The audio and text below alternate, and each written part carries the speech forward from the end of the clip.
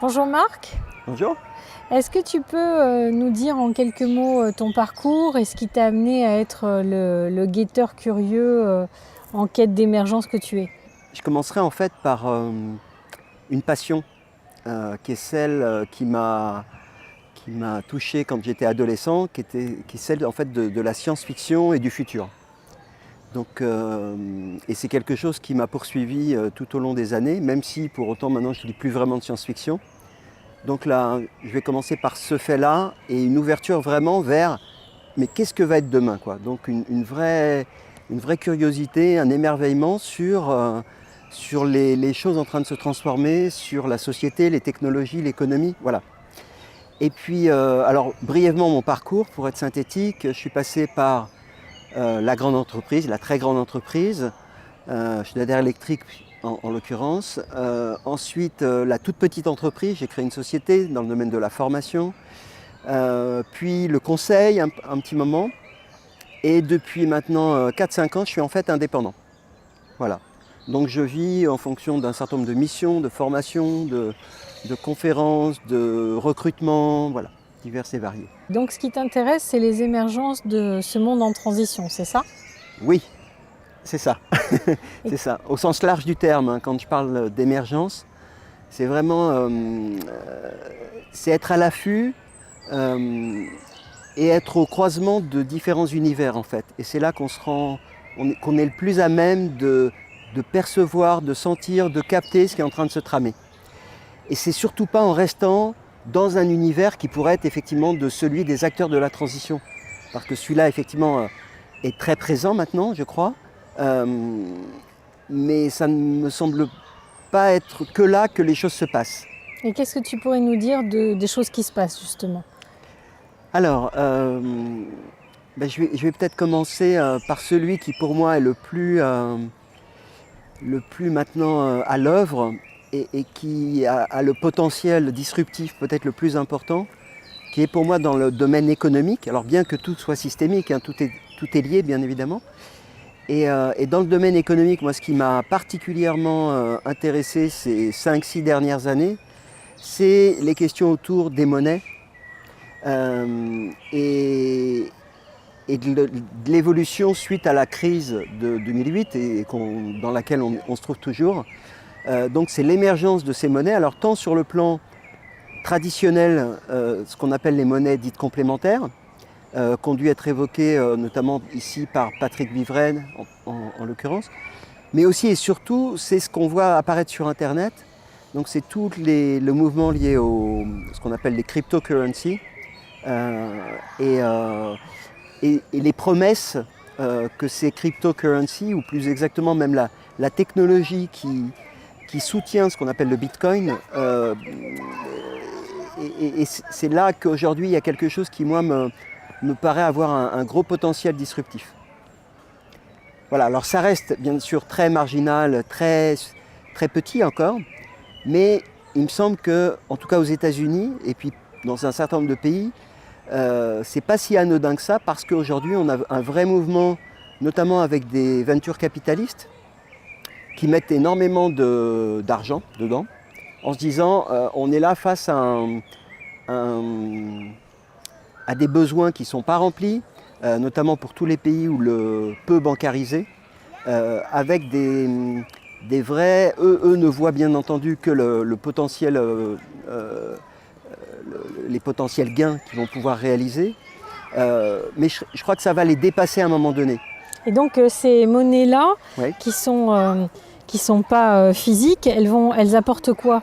Elles permettent d'éviter de passer par des intermédiaires comme les banques, c'est ça? Alors, ouais, elles ont un potentiel de disruption fort, c'est-à-dire qu'on va pouvoir potentiellement se passer de tout un tas d'intermédiaires. Alors le premier touché, ça va être par exemple les Western Union, qui taxent les transferts de monnaie de pays à pays. Donc eux, typiquement, on n'en a plus besoin. Et puis petit à petit, à la fois le monde bancaire va être touché, je crois, et potentiellement même d'autres secteurs. Euh, et ça va beaucoup plus loin en fait qu'uniquement la question économique et financière, parce que c'est tout le modèle. Donc ça va toucher les assurances, ça peut toucher le domaine des voitures et industrielles et des taxis par exemple. Ça peut toucher tout ce qu'on appelle le crowdfunding aujourd'hui. Tu veux dire là, dans ce que tu étais en train d'évoquer, c'est comment Uber est en train de remplacer les taxis, comment Airbnb remplace l'hôtellerie, c'est ça que tu veux dire? Non, mais là, c'est déjà le cran d'après. C'est-à-dire que c'est ubériser Uber quelque part. Aujourd'hui, on a des systèmes qui permettent en pair à pair, donc entre personnes, de se passer de structures centralisées. Aujourd'hui, Uber, c'est ni plus ni moins qu'un G7, mais sur le net, et amélioré bien évidemment. Or, on va avoir, et il y a une première expérimentation avec une start-up qui s'appelle Lazuz, et qui permet d'avoir un protocole sur le net, une monnaie sur le net dédiée, et tout ça sans centralisation. Quelque chose de centralisé, oui. Ça sera une application qui permettra ça. Exactement. Après, on peut très bien imaginer que ces nouvelles applications, donc c'est la vague d'après les Uber, les Airbnb, etc., soient complètement mises dans le bien commun.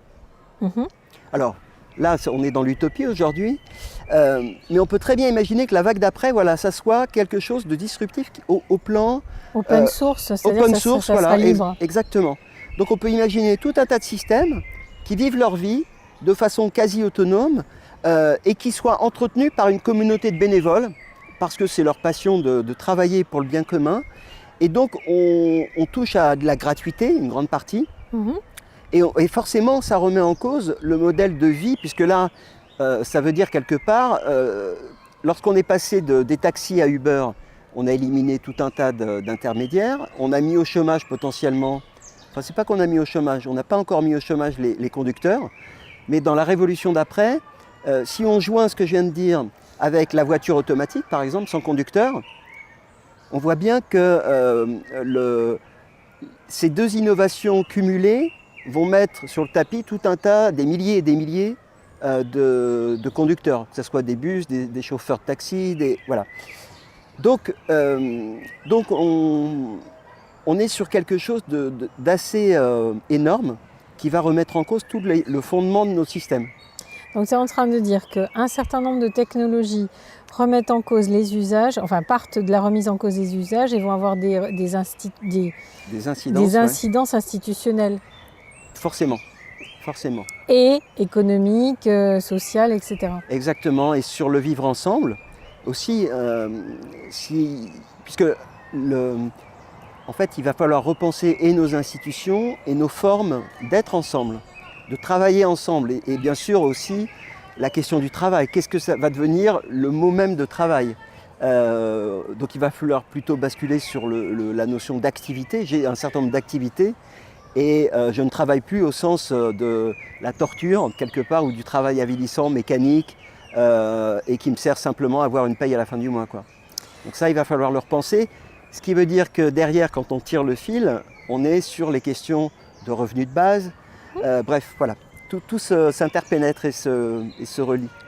Alors pas bref, parce que nos interlocuteurs, ce qui les intéresse, c'est justement que ça soit un peu plus clair au niveau de ces rouages-là. C'est une évidence que puisque le monde du travail ne suffit plus, enfin c'est plus le bon modèle, on a plus de personnes et donc on a plus de chômage puisqu'on a moins d'offres, qu'on va avoir X robots qui vont remplacer les personnes. Donc entre les applications d'un côté, l'open source de l'autre, et les robots à côté et les drones et compagnie, on sait qu'on aura beaucoup moins de personnes. Donc ça veut dire que ce qu'on avait corrélé, à savoir un travail avec un salaire, et quand on n'en avait pas, c'était un chômage, ce triptyque-là n'est plus valable. Donc on est dans une logique où chacun va avoir des activités, ce qui lui permet d'aller vers le gratuit, l'open source et le bénévolat, parce qu'il fait ce qui lui semble avoir du sens pour le bien commun, et se pose la question de comment on redistribue la richesse pour que cette richesse qui va être encore optimisée par justement la réduction des coûts des humains, qu'on n'aura plus si on a des robots, ça fait encore plus de richesse, mais si elle n'est pas repartagée, là oui on a un problème. D'où arriver au revenu de base qui pourrait être une réponse, et là je te laisse continuer. Alors une partie de la réponse, l'autre étant justement le fait qu'on ait ces multiples monnaies qui sont ni plus ni moins que des outils de confiance sur Internet.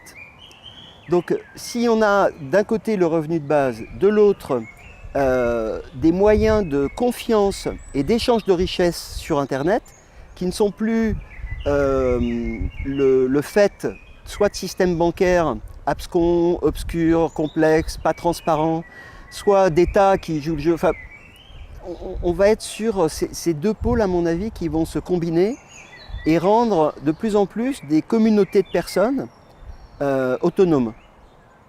Donc voilà une vision, alors elle reste aujourd'hui complètement utopique, mais il y a en germe dans ces innovations, dans ces émergences, ce potentiel-là. Après, bien entendu, les entreprises traditionnelles et les pouvoirs territoriaux et politiques en place vont pas forcément adhérer rapidement à ça, ni même d'ailleurs les utilisateurs. Quand on parle aujourd'hui de monnaie sur Internet, la plupart des gens sont réfractaires en disant, ce qui est compréhensible, mais à quoi ça sert? Qu'est-ce que je vais pouvoir acheter avec? Donc c'est aussi un changement de paradigme et une vraie transformation individuelle qu'on a à faire et qui n'est pas simple du tout, parce qu'on est tous aujourd'hui encore dans le paradigme ancien qui est de dire, voilà, il faut que je gagne ma vie absolument. Il faut que je puisse assurer un toit, l'éducation de mes enfants, la nourriture, un certain nombre de déplacements. Et aujourd'hui, le seul mécanisme qu'on a, quasiment, il est encore majoritairement celui issu des 200 dernières années, qui fait qu'on est tous à la chasse à la monnaie. Donc, le passage d'un système qu'on connaît à quelque chose qui reste complètement encore à construire, il reste très nébuleux, très flou. Mais selon moi, il va reposer sur une articulation entre au moins de l'intelligence distribuée sur Internet, des outils de confiance que je viens d'évoquer, donc avec notamment le fameux blockchain, qui est l'invention qui sous-tend le Bitcoin et qui sous-tend toutes les nouvelles cryptocurrencies, d'une part, et puis le fameux revenu de base. Alors, est-ce que tu peux juste réexpliquer ça? Parce que ça m'étonnerait que beaucoup de personnes connaissent.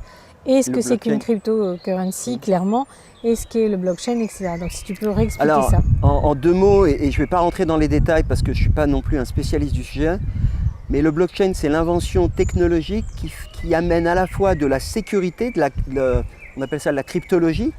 Donc, comment on arrive à crypter un certain nombre